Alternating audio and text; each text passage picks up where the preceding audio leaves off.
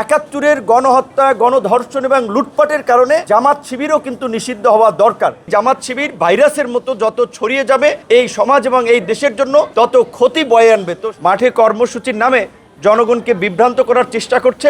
এগুলো নিয়ে বিশেষ করে আমরা কথা বলায় আজকে এই জামাত শিবির তাদের শক্তির জানান দিতে কুষ্টিয়ায় এই তাদের এই উন্মাদ সংসদ সদস্যকে দিয়ে আমাদের এই নেতাকর্মীদের উপরে বর্বরোচিত হামলা করেছে। আমি এখানে দেখে এসেছি যে কুষ্টিয়া সরকারি কলেজের সাধারণ সম্পাদক মুহাদ্দিস তার আপনার পায়ের এই যে আপনার কোপে তার দুটো রগ কেটে গেছে।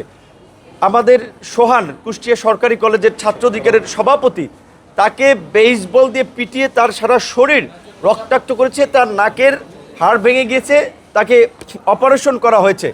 তো এই জামাত শিবির এতদিন আমরা দেখেছি আওয়ামী লীগের আমলে মজলুম থাকলেও এই গত 6 মাসে কিন্তু সারা দেশের কর্মকাণ্ডটা দেখাচ্ছে যে জামাত শিবির একটা জালেম সংগঠনে পরিণত হয়েছে।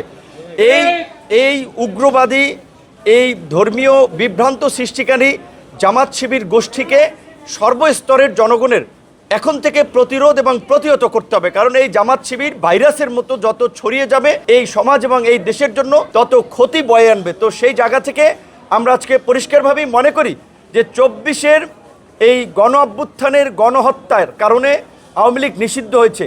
71-এ কিন্তু এর চেয়েও ভয়াবহ গণহত্যা লুটপাট গণধর্ষণ হয়েছে। সেই 71-এর গণহত্যা গণধর্ষণ এবং লুটপাটের কারণে জামাত শিবিরও কিন্তু নিষিদ্ধ হওয়া দরকার।